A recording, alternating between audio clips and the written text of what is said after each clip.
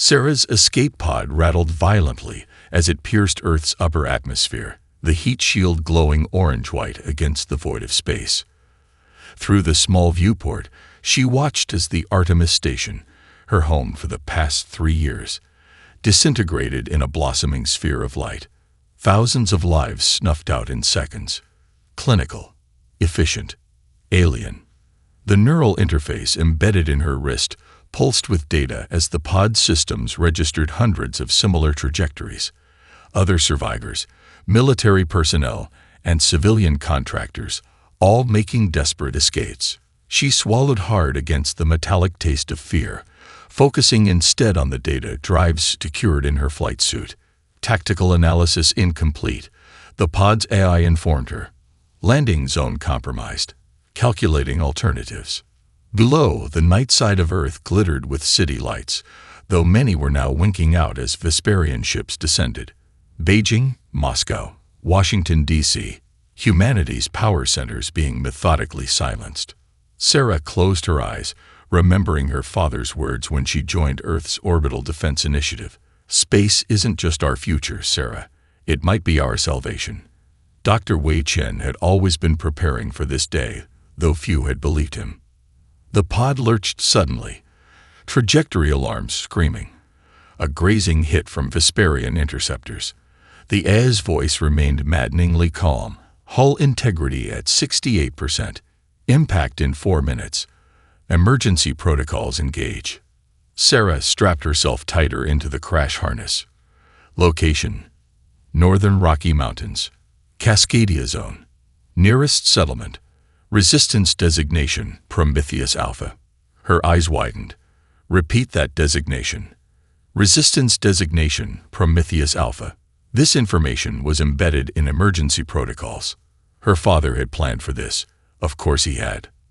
The pod streaked across the western skies of the North American continent, a shooting star carrying precious cargo. Not just the tactical data on the Vesperian fleet, but something the aliens couldn't have anticipated.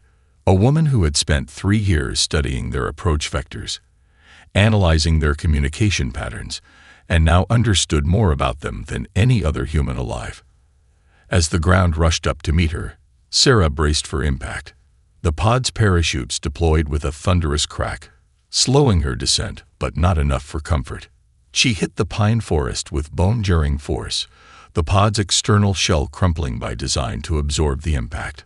For long minutes, she hung suspended in the crash webbing, blood trickling from a gash on her forehead, the acrid smell of burnt circuitry filling the cabin. Then movement outside, flashlight beams cutting through the darkness. Identity confirmed, came a voice through the pod's damaged external speakers. Lieutenant Commander Chen, welcome to Prometheus Alpha. The pod's hatch blew outward with a pneumatic hiss. Silhouetted against the night sky stood a team of figures in unmarked tactical gear, their faces obscured by advanced rebreathers, unlike any military equipment Sarah had ever seen. Your father's waiting, said the team leader, extending a gloved hand. And time is something humanity suddenly has very little of. Sarah grabbed the offered hand and pulled herself from the wreckage, the data drives secure against her chest. Above, the night sky blazed with the trails of more escape pods, more survivors, more pieces of a resistance that hadn't existed hours ago. They think they've won, she said, watching the distant flashes of Vesperian ships securing their orbital positions. They think this was our best defense. The team leader's laugh held no humor. That's the advantage of being underestimated, Commander. They have no idea what humanity becomes when cornered. As they disappeared into the dense forest, Sarah cast one final glance skyward. The invaders had made a fundamental error. They'd given humanity a reason to unite. And history had repeatedly shown there was nothing more dangerous in the universe than humans with a common enemy. Dr. Chen led his team through Project Prometheus's cavernous main chamber, past rows of devices that defied conventional understanding of human technological development. Quantum entanglement communicators, gravitational manipulation arrays, dark matter detectors. Technologies that governments had deemed theoretical or generations away, but had been quietly perfected in this buried facility. Most of this was reverse engineered, Chen explained to the assembled survivors, his voice echoing off the Antarctic ice that formed the facility's ceiling. The Martian crash site contained technology from a civilization far more advanced than either humans or the Vesperians. Sarah studied her father's face, noting new lines of exhaustion that hadn't been there when she'd last seen him 2 years ago. "You knew they were coming," she said. "Not a question." "We knew something was coming," Chen corrected, leading them to a sealed vault at the chamber's far end.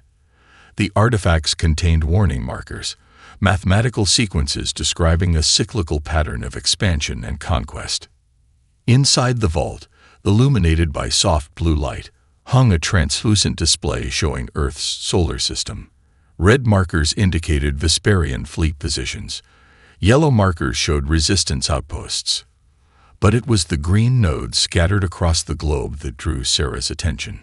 Previously dormant facilities like this one, now awakening. The Martian vessel crashed approximately 40,000 years ago, Chen continued. Its propulsion system suggests it was fleeing rather than exploring. A scientist named Abernethy, formerly of CERN, looked up from a terminal. "The translation matrix is complete, Dr. Chen. We can access the remaining data cores." Chen's eyes lit with anticipation. "Show me." The display shifted, revealing schematics for a device unlike anything the assembled scientists had ever seen. Organic components interfaced with crystalline structures. Power pathways that seemed to fold through dimensions beyond the standard 4. Is that what I think it is?" whispered a former NASA engineer. Chen nodded slowly. "A neural disruptor calibrated specifically to distributed consciousness models. The previous visitors encountered the Vesperians, or something very similar, and they developed weapons against them." Sarah uploaded her station's tactical data, watching as the display incorporated new information about Vesperian ship movements and communication patterns. "They're establishing territorial control centers," she observed. "Major cities first, then resource extraction points. Classic colonial pattern. But they've never colonized a world like Earth before," Chen said, his voice hardening. "They've never faced a species that evolved through predation and warfare." In the communications center adjacent to the main chamber, technicians monitored incoming transmissions from resistance cells worldwide. Reports flooded in of Vesperian atrocities and of unexpected human victories. A civilian militia in Johannesburg had captured a scout ship using nothing but industrial equipment and improvised explosives. Farmers in Ukraine had demolished a landing party with fertilizer bombs and hunting rifles. "The Vesperians expected submission," Chen said, studying the incoming data. "They expected fear to paralyze us. Instead, they've made us dangerous." Sarah finished. "Humans don't shut down under threat. We accelerate." Abernethy looked up from his terminal, face pale. "Dr. Chen, we've decoded more of the Martian data. I think you should see this." The display shifted again, showing genetic sequences, Vesperian biology laid bare. Beside it, a molecular structure began to form, its purpose unmistakable to the scientists in the room. "Is that what I think it is?" Sarah asked, studying the complex chemical chains. Chen nodded slowly. "A targeted pathogen. Species-specific, 100% mortality rate." He turned to face the assembled team, his expression grave. "The question is not whether we can defeat the Vesperians. The question is whether we're willing to become the monsters they think we are."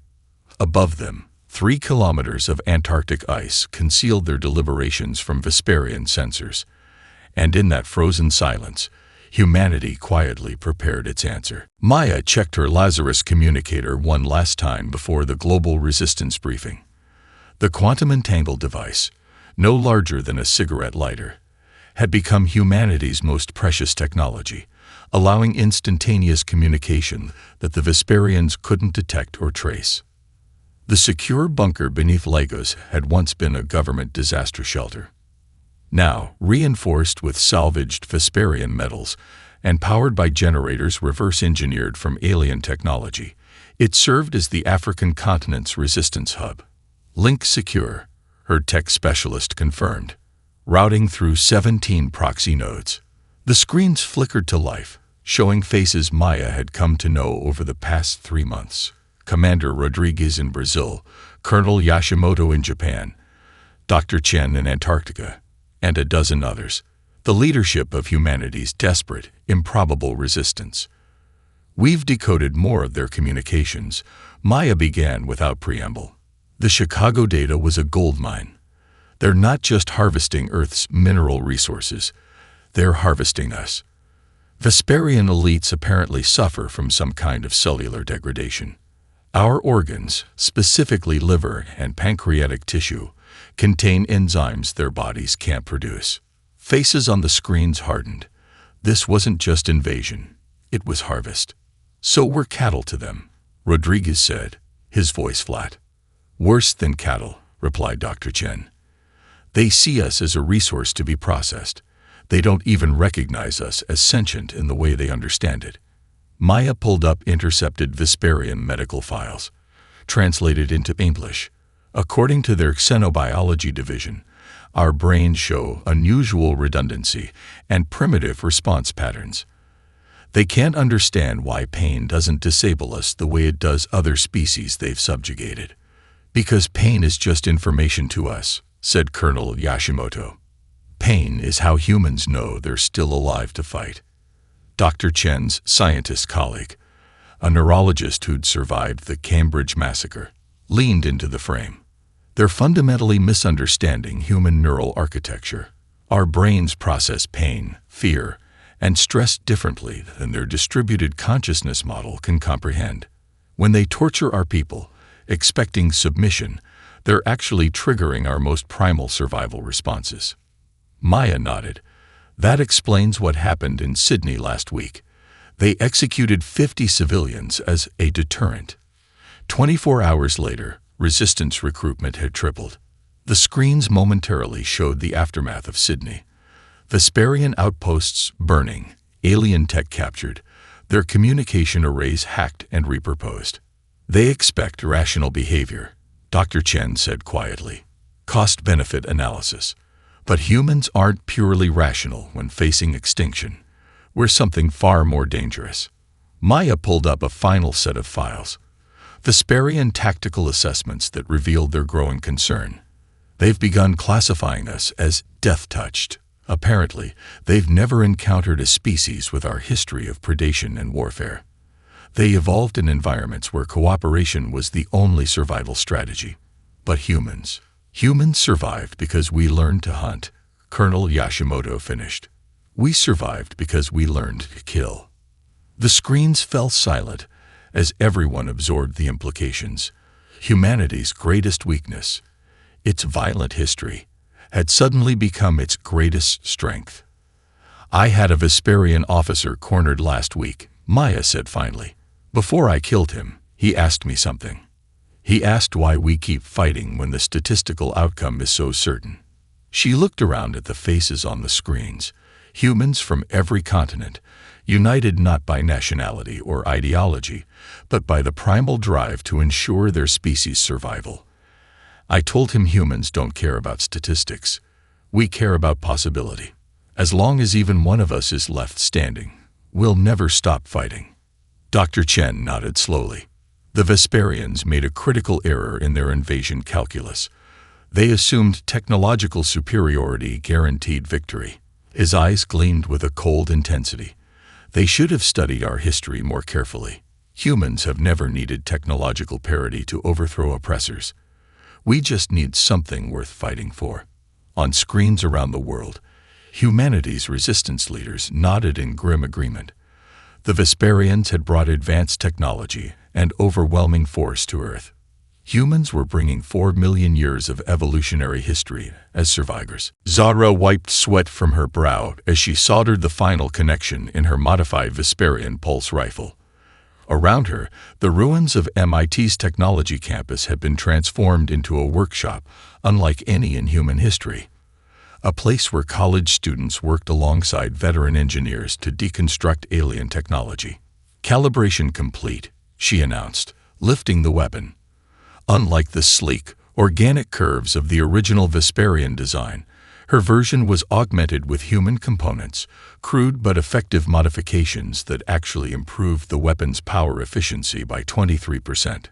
Professor Harrison, once the head of MIT's quantum computing department, now examined her work through a salvaged Vesperian magnification lens. "Remarkable," he muttered. "You've rerouted the power conduits through a human superconductor lattice." "The Vesperians prioritize elegance over efficiency," Zara explained, demonstrating how she'd modified the trigger mechanism to work with human reflexes. "Their technology is beautiful, but it's stagnant. They haven't innovated in centuries. They just perfect what they already know." Reports from around the globe confirmed Zara's assessment. In Bangalore, engineers had improved Vesperian shield technology using principles borrowed from ancient Sanskrit mathematics. In Rio, resistance fighters were deploying modified communication arrays that could penetrate Vesperian jamming fields. Humanity wasn't just adapting alien technology. They were reimagining it entirely. "They're architects," Professor Harrison said, making notes on a salvage tablet. "We're hackers. That's our advantage." An alarm pulsed, the distinctive triple tone of a priority message through the Lazarus network. Zara activated the receiver, and Maya Okonkwo's face appeared on the display. "We have confirmation," Maya said without preamble. "Sterilization protocol authorized. Major population centers targeted for complete destruction. Timetable: 32 hours. The workshop fell silent. They'd known this moment might come, when the Vesperians realized humans couldn't be efficiently subjugated. "Operation Thunderclap?" Zara asked, her voice steady despite her racing heart. Maya nodded grimly. "It's time. Activate your teams." As the communication ended, Zara turned to the assembled engineers and students. 6 months ago, they'd been worrying about exams and papers. Now they were humanity's technological vanguard, working on devices that would determine the future of their species. "You all know what this means," she said, looking at each face in turn. "Everything we've been building, all the modifications and improvements. It's not theoretical anymore. The Vesperians have decided humans are too much trouble to keep alive." Professor Harrison placed a hand on her shoulder. "Show them what you've been working on." Zara nodded, crossing to a sealed container at the back of the workshop. Inside, nestled in protective foam, lay dozens of devices no larger than smartphones, the culmination of 6 months of reverse engineering and human innovation. "Neural disruptors," she explained, lifting one carefully. "Calibrated specifically to Vesperian, distributed consciousness patterns." The original design from the Martian artifacts was the size of a refrigerator. "We've miniaturized it to portable size." "Will they work?" someone asked. Zahra thought back to the field test 3 weeks ago, a captured Vesperian patrol that had collapsed when the prototype activated, their neural systems overwhelmed by frequencies their evolution had never prepared them for. "They'll work," she confirmed, "and the Vesperians will never see them coming. Their sensors are designed to detect familiar weapon signatures, energy weapons, explosives, radiation. They're not looking for something that exploits their own biology." She began distributing the devices to team leaders. "You all have your assigned sectors. Remember, timing is everything. The disruptors need to activate simultaneously worldwide, or they'll adapt." As the teams prepared to deploy, Zara caught her reflection in a shattered window. A 19-year-old art history student holding a weapon that might save her species. She felt a strange calm descend, the same feeling she used to get before major exams. Humans had always been tested throughout their evolutionary history. This was just the most important test yet, and failure wasn't an option. Dr. Chen watched the neural readings fluctuate as the captured Vesperian officer regained consciousness. The containment chamber, originally designed to hold hazardous materials, had been repurposed as an interrogation room, though conversation room might be more accurate. Despite everything, Chen had insisted on ethical treatment of their prisoner. The neural disruptor frequency needs fine-tuning, he noted, adjusting parameters on his tablet. Their adaptive capabilities are remarkable. Sarah Chen studied the alien through the observation window. Unlike the hulking warriors of Vesperian ground forces, this officer was smaller, with more delicate scaling and additional neural nodules visible beneath translucent skin around the cranial ridge. "This one's from their scientific cast," she observed, "probably assigned to analyze human resistance patterns. And now providing us with valuable data on Vesperian neurophysiology," her father replied. Ironic. Around them, the Antarctic facility hummed with frantic activity. Technicians monitored the global deployment of Zara's neural disruptors, while military personnel coordinated with resistance cells worldwide. On main display screens, satellite imagery showed Vesperian ships in disarray, some tumbling in uncontrolled orbits, others attempting emergency landings in remote areas. Admiral Rice joined them, her uniform still dusty from her emergence above ground. "Casualty reports from Operation Thunderclap are coming in. We've neutralized approximately 68% of their ground forces. Their orbital fleet is in chaos." "And the Prometheus array?" Dr. Chen asked. "Performing beyond expectations," Rice confirmed. "The neural frequency is cascading through their command structure. Their distributed consciousness model is working against them. Each affected individual is broadcasting the disruptive pattern to others nearby." Sarah pointed to anomalous readings from a cluster of Vesperian vessels higher in orbit. "These ships aren't responding to the disruption. Different shielding. Or different biology," her father suggested. "We should." An alert interrupted him. Urgent communication from Maya Okonkwo. "We've captured intact Vesperian data cores from their Chicago facility," Maya reported, her image flickering slightly over the Lazarus connection. "Uploading now, but you need to see this immediately." Her expression was grim. "They've called for reinforcements." Dr. Chen felt cold dread spread through his chest. Timeline. According to their interstellar communications, a secondary fleet was already positioned at the edge of our solar system. Arrival at Earth orbit. Less than 6 hours. Rice swore under her breath. "We've barely managed to neutralize their initial invasion force. We don't have the resources for a second wave." "We might," Dr. Chen said quietly, looking meaningfully at the secure vault where the complete Martian data, including the specifications for the species-specific pathogen, was stored. Sarah caught her father's glance and shook her head almost imperceptibly. There has to be another way. In the containment chamber, the Vesperian officer had regained enough neural function to observe them through the transparent barrier.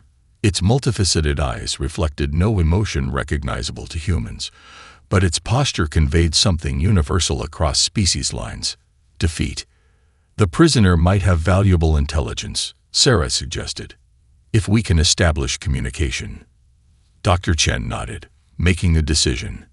"Prepare the translation matrix and contact Zara.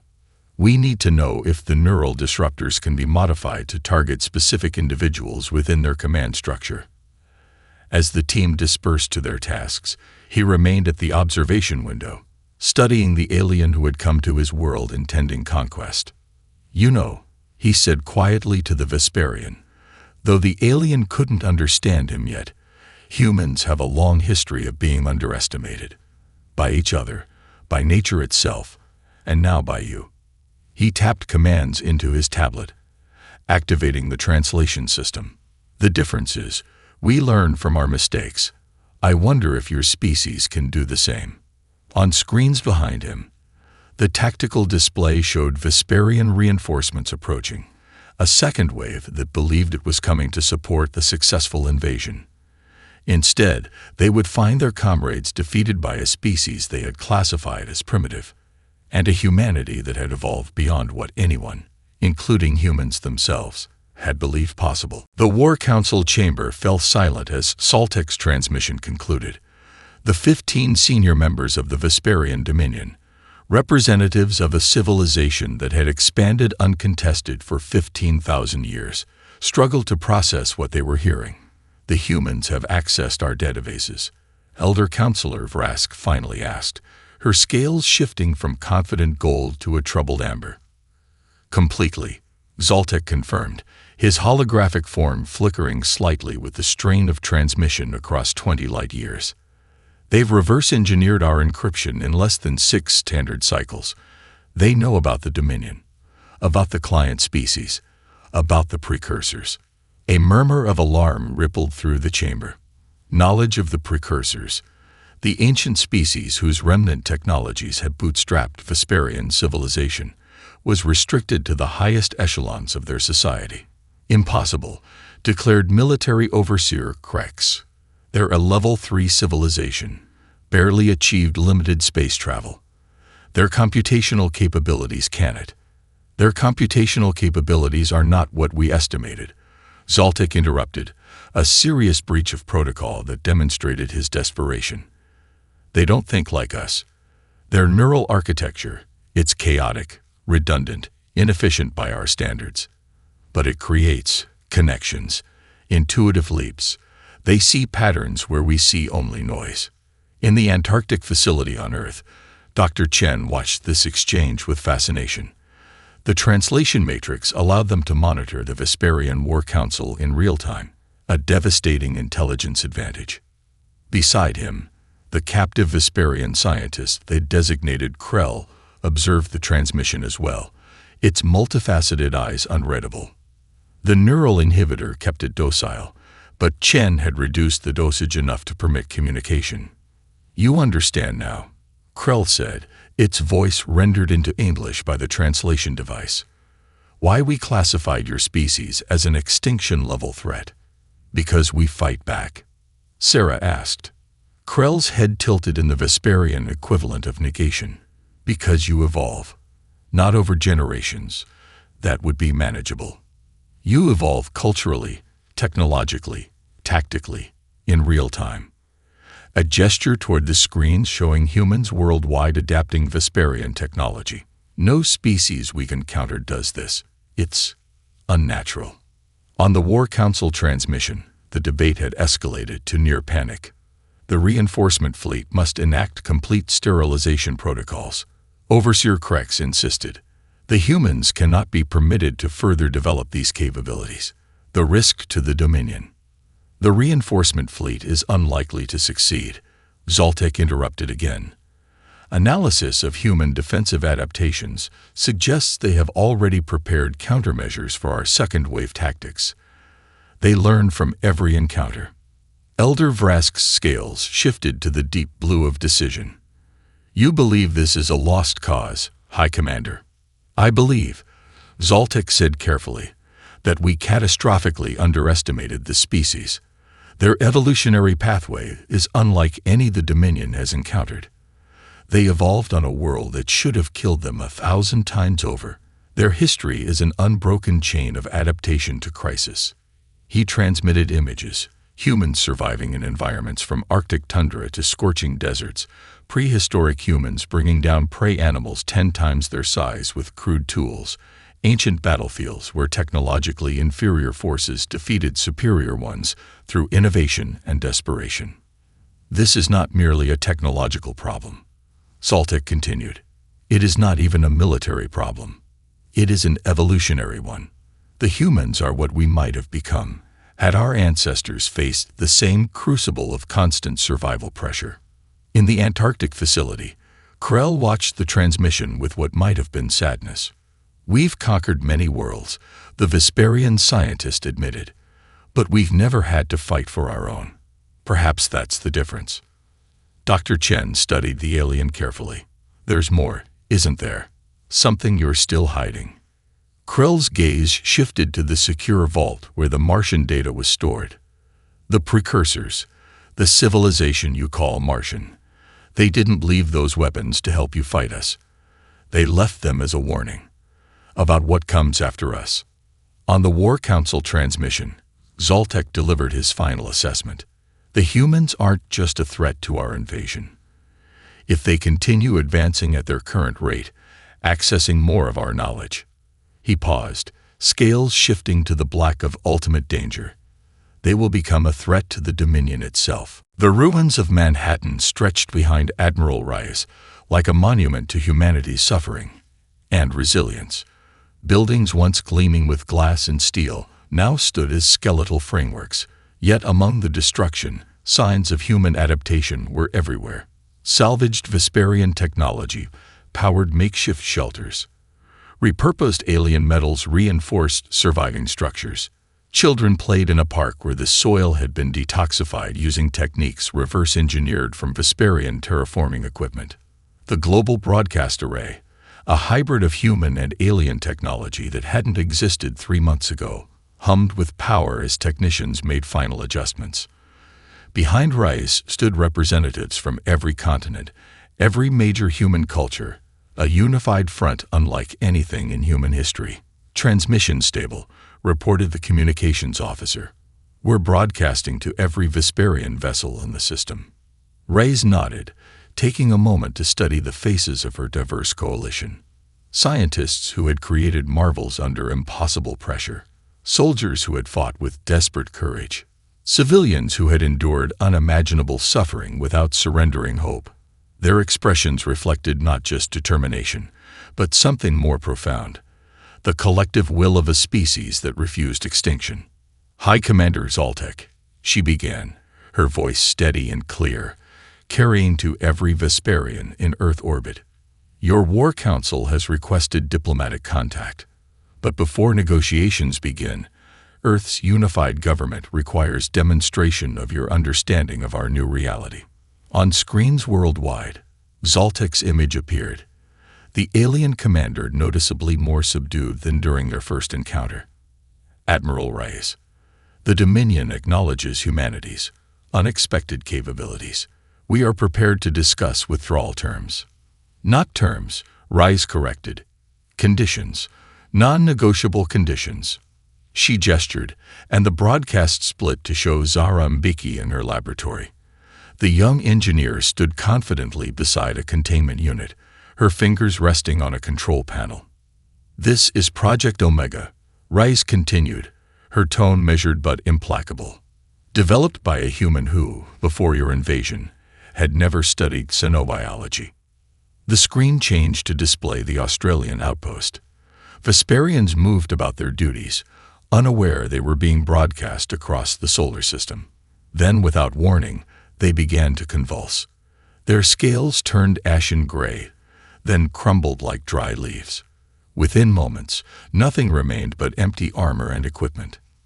"Nanites," Dr. Chen explained, stepping into frame beside Rice. "Programmed specifically for Vesperian biology. They target cellular structures unique to your species while leaving all other life forms unaffected." His voice remained clinical, as if describing a routine experiment rather than a weapon of species-specific genocide. "The molecular pattern was surprisingly easy to identify once we understood your genetic structure." Zoltek's multifaceted eyes dilated in what humans had learned was an expression of horror. "You've created a biological weapon." "We've created a choice," Rice corrected. "The same courtesy your species failed to extend to us." She leaned forward, her expression hardening. "The nanites have been engineered with a 72-hour degradation failsafe. They cannot replicate beyond that window, preventing uncontrolled spread. We are not monsters, Commander Zoltek. But make no mistake, we will not hesitate to deploy this weapon if necessary." On his command ship, Zoltek conferred urgently with his science officers. Their instruments confirmed what their eyes had witnessed, a weapon of terrifying precision and effectiveness. "You have 6 hours to begin evacuation of all Vesperian personnel from Earth and its orbit," Rice continued. "Any vessel remaining after that deadline will be considered hostile, and Project Omega will be deployed without further warning." She stepped closer to the camera, her voice dropping to a deadly quiet that somehow carried more weight than a shout. 7 months ago, you arrived above our world and gave humanity a choice between subjugation and extinction. Today, we stand in the ruins you created to deliver our answer. The broadcast showed scenes from around the globe. Vesperian outposts being abandoned, their personnel rushing to evacuation vessels, equipment left behind in their haste. The balance of power had shifted completely. When you return to your dominion, Reyes concluded, deliver this message. Earth is now a quarantined world. Any future approach will be met with immediate and irreversible consequences. This is not negotiable. This is survival. Sarah Chen stood on the bridge of the HMS Prometheus, watching as the vast starfield stretched before her. The viewports, a hybrid of human and Vesperian technology, showed the cosmos with clarity impossible just 1 year ago. Behind her, the bridge crew worked with quiet efficiency, the products of a rigorous training program that had compressed decades of development into months. Final systems check complete, Commander, her first officer reported. Quantum drive is nominal. Navigation has confirmed coordinates from the Vesperian data crystal. Sarah nodded, feeling the weight of history upon her shoulders. Humanity's first intentional journey to another star. The culmination of a transformation that had redefined their species. The Centauri system, she mused, home to one of the client species Saltic identified. In the years since the Vesperians' withdrawal, Earth had undergone a renaissance unlike anything in human history. The technologies adapted from their invaders had solved long-standing problems. Clean energy, environmental degradation, resource scarcity, but perhaps more remarkably, the unified purpose that had emerged during the crisis hadn't dissipated in peace. Humanity had tasted extinction and emerged transformed. Before taking command of the Prometheus, Sarah had visited her father one last time in Antarctica. The facility, once a desperate last stand, had become Earth's premier research center, with Dr. Chen leading humanity's expansion into technologies beyond even what the Vesperians had achieved. We were forged in crisis, he had told her, but we don't have to be defined by it. Those words had stayed with her. The crisis-adaptive pattern that Krell had described as humanity's defining trait, could it be directed toward creation rather than mere survival? The Centaurans have been under Vesperian control for approximately 300 years, her xenanthropologist explained, interrupting her thoughts. According to the data crystal, they're a non-aggressive agricultural species with limited spaceflight capabilities. And we're what exactly? Lieutenant Rodriguez asked from the tactical station. Liberators, diplomats. Sarah smiled slightly. Neighbors, hopefully. She turned to face her crew fully. The Vesperians conquered because that's what they understood. We survived because that's what we've always done. But this mission isn't about either conquest or survival. What then, Commander? Asked her first officer. Evolution, Sarah replied. The next step in humanity's journey. We've proven what we can do when faced with extinction. Now let's discover what we can achieve through cooperation. The memorial wall behind her caught her eye. The plaque bearing the words that had become humanity's defiant cry during the invasion. You've determined your own demise. But below it, added after the Vesperian retreat, the new inscription spoke to humanity's future. And in doing so, awakened our purpose. Sarah touched the command console, initiating the final sequence. Navigation, final approach. Tactical, passive scans only. First contact protocols are in effect. She drew a deep breath. Let's show the galaxy what humanity has become. The Prometheus's quantum drive engage, the revolutionary propulsion system folding space in ways that would have seemed magical just months ago. As Earth vanished behind them, Sarah thought about the message they carried to the stars, not one of conquest or vengeance, but a promise to species who had known only subjugation. The universe contains both predators and protectors, and sometimes they can be the same species. In the vast command center of the Vesperian homeworld, 20 light-years away, the Dominion Council reviewed High Commander Zaltek's final classification report. The senior counselor's voice trembled slightly as she read the recommendation. Humanity, Level 1 Apex Adaptive Species. Contact Protocol. Diplomatic engagement only. Threat assessment. Terminal, if provoked. She looked up at her fellow counselors, their scales shifting in patterns of profound concern. And Saltek's personal addendum. We invaded Earth expecting to find technologically primitive beings who would either submit or perish. We departed having witnessed the birth of something unprecedented, a species that transforms crisis into catalyst. For the first time in 15,000 years, the Dominion has encountered its evolutionary successor.